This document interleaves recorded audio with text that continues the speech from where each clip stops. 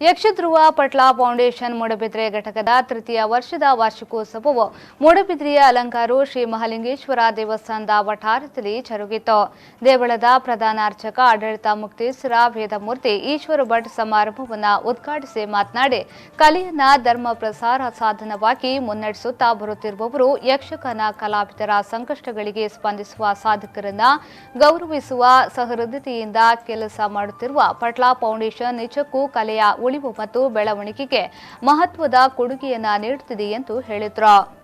ನಿಜವಾಗಿ ಅದರದ್ದು ಸತ್ಯವಾದ ಮಾತಾಗಿದೆ. ಯಾಕೆ ಈಗ ಎಲ್ಲ ಪದವೀಧರರು ದೊಡ್ಡ ದೊಡ್ಡ ಕಲಿತಂತಹ ವಿದ್ವಾಂಸರುಗಳೆಲ್ಲ ಈ ಅವರಿಗೆ ಸಂದರ್ಭಕ್ಕೆ ಸರಿಯಾಗಿ ಮಾತ್ರ ಕೆಲವೊಮ್ಮೆ ಪಾತ್ರವಹಿಸುವಂತಹ ಇದೆ. ಆದರೆ ಈ ಮೇಳದಲ್ಲಿರುವಂತಹ ಹುಡುಗರನ್ನೆಲ್ಲ ನೋಡಿ 8ನೇ ಕ್ಲಾಸು 9ನೇ ಕ್ಲಾಸು 10ನೇ ಕ್ಲಾಸು ಕಲಿತಂತಹ ಹುಡುಗರು ಅವರು ಈ ರಾಮಾಯಣ ಮಹಾಭಾರತವನ್ನು ಓದದೆಯೂ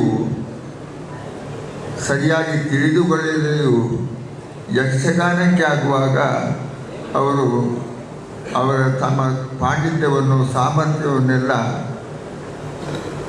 ತೋರಿಸ್ತಾರೆ. ನಮಗೆ ಒಂದು ಚಿಕ್ಕ ಒಂದು ವಿಷಯದಲ್ಲಿ ಒಂದೆರಡು ಮಾತಾಡಿದ್ರೆ ಹೇಳಿದರೆ, ಫೌಂಡೇಶನ್ನ ಸ್ಥಾಪಕಾಧ್ಯಕ್ಷ ಭಗವತ ಪಟ್ಲ ಸತೀಶ್ ಶೆಟ್ಟಿ ಅವರು ಅಧ್ಯಕ್ಷತೆಯನ್ನು ವಹಿಸಿ ಮಾತನಾಡಿ, ಸಂಪತ್ತಿರುವುದು ದಾನಕ್ಕೆ, ಬಡತನವಿರುವುದು ಧ್ಯಾನಕ್ಕೆ ಎಂದುಚ್ಚರಿಸಿ ವ್ಯವಸ್ಥಿತವಾದ ಯೋಜನೆಗೆ ಕಲಾಭಿಮಾನಿಗಳು ಖಂಡಿತ ಸ್ಪಂದಿಸುತ್ತಾರೆ ಎಂಬುದಕ್ಕೆ ಫೌಂಡೇಶನ್ ಸಾಕ್ಷಿಯಾಗಿದೆ ಎಂದರು. ಬಡತನ ಬರುವುದು ಧ್ಯಾನ ಮಾಡಲಿಕ್ಕಾಗಿ ಅಂತ. ನಮಗೆ ಕಲಾವಿದರಿಗೆ ಏನು ಸಂಪತ್ತು ಹೇಳಿ? ನಿಮ್ಮಂಥ ಅಭಿಮಾನಿಗಳೇ ಸಂಪತ್ತು ನಮಗೆ. ನಿಮ್ಮಂಥ ಆ ಸಂಪತ್ತನ್ನು, ಅಭಿಮಾನಿ ದೇವರುಗಳ ನಿಮ್ಮಂಥ ಸಂಪತ್ತನ್ನು ನಾವು ಈ ರೀತಿ ಕಲಾವಿದರ ಬಡತನಕ್ಕೋಸ್ಕರ ನಾವು ವಿನಿಯೋಗಿಸಿದರೆ ಇದೇ ನಾವು ಮಾಡುವ ದಾನ ಅಂತೇಳಿ ನಾನು ಭಾವಿಸಿ ನಿಮ್ಮಂಥವರನ್ನು ಈ ಕಾರ್ಯಕ್ಕೋಸ್ಕರ ವಿನಿಯೋಗಿಸಿದ್ದೇನೆ. ಅದರಲ್ಲೂ ಕೂಡ ನಮ್ಮ ಕೇಂದ್ರೀಯ ಘಟಕದ ನಮ್ಮ ಹಿರಿಯ ಕೊಂಡಿ ಪುರುಷೋತ್ತಮ ಭಂಡಾರಿ, ಮತ್ತೊಬ್ಬರಿಗೆ ಇವತ್ತು ಬರಲಿಕ್ಕೆ ಆಗಲಿಲ್ಲ, ಚಾರಿಟೇಟ್ ಅಕೌಂಟ್ CA ಸುದೇಶ್ ಕುಮಾರ್ ರೈ ಅವರು. ನಾನು ಕೆಲವು ಕಡೆ ಆ ಮಾತನ್ನು ಹೇಳಿದೆ. ನಾನು ಹೇಳಿದರೆ ಉತ್ಪ್ರೇಕ್ಷೆ ಅಂತ ಹೇಳಿ ತಾವು ಭಾವಿಸಬಾರ್ದು. ಈ ಫೌಂಡೇಶನ್ ಇಲ್ಲಿವರೆಗೆ ಸಾಗಿದೆ ಅಂತ ಹೇಳಿದರೆ ಅದು ಆ 2 ಜೀವಗಳಿಂದ, ಪುರುಷೋತ್ತಮ ಭಂಡಾರಿ ಅವರು ಹಾಗೂ ಸುದೇಶ್ ರೈ ಅವರಿಂದ.